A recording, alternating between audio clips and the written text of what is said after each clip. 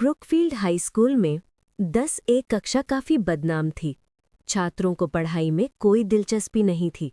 कोई देर से आता, कोई होमवर्क नहीं करता और क्लास में बातें करना तो जैसे उनका रोज़ का नियम था। ऐसे में एक नए शिक्षक आए, मिस्टर थॉम्सन। पहले ही दिन जब वे कक्षा में दाखिल हुए तो उनके हाथ में एक छोटी सी लकड़ी की कुर्सी थी। वे उसे चुपचाप उठाकर व्हाइट बोर्ड के सामने रख देते हैं।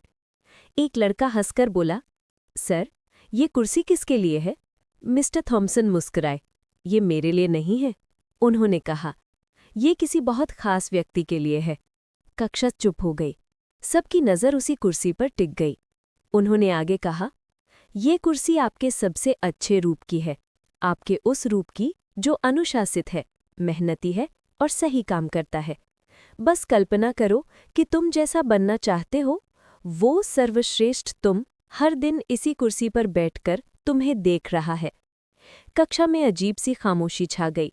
कुछ विद्यार्थियों ने इसे मजाक समझा, कुछ हंस पड़े और फिर क्लास शुरू हो गई। मगर मिस्टर थॉम्सन ने अगले दिन भी उसी जगह कुर्सी रख दी। न कुछ बोले, न कुछ समझाया, बस कुर्सी वहीं रहती। धीरे धीरे बदलाव होने लगा। सोफी, जो रोज लेट आती थी, अब सबसे पहले आने लगी। वे कुर्सी को देखती और चुपचाप बैठ जाती।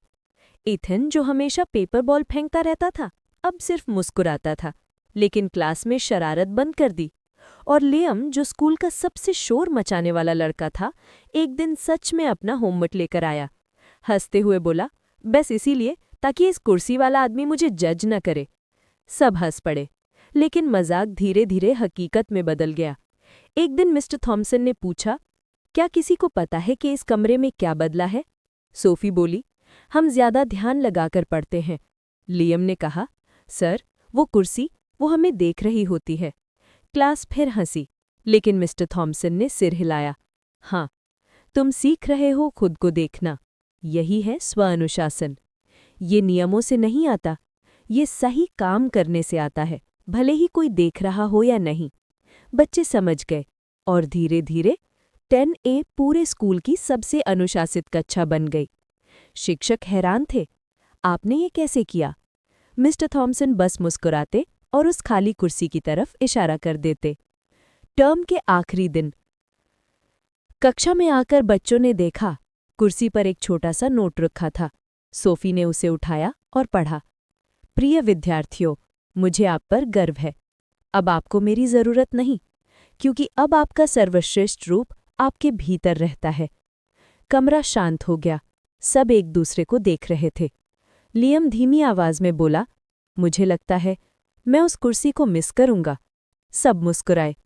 कुर्सी तो चली गई, लेकिन उसकी सीख नहीं गई। जब भी बच्चे कोई फैसला लेते, पढ़ें या ना पढ़ें, किसी से अच्छा बोलें या बुरा, वे अपने सबसे अच्छे रूप को याद करते, जो मानो उन्हें भीतर से देख रहा होता। और ज्यादातर बार वे सही फैसला लेते, क्योंकि असली अनुशासन खुद को देखने से शुरू होता है। अगर इस कहानी ने आपके दिल को छुआ, आपको थोड़ी सी शांति या नई दिशा दी, तो कृपया वीडियो को लाइक करें। अपनी सोच कमेंट में ज़रूर लिखें और ऐसे ही जीवन बदल देने वाले ज्ञान के लिए चैनल को सब्सक्राइब करें। आपका एक छोटा सा समर्थन हमारी इस बड़ी यात्रा को आगे बढ़ाता है। मिलते हैं अगले वीडियो में। जय श्री कृष्ण।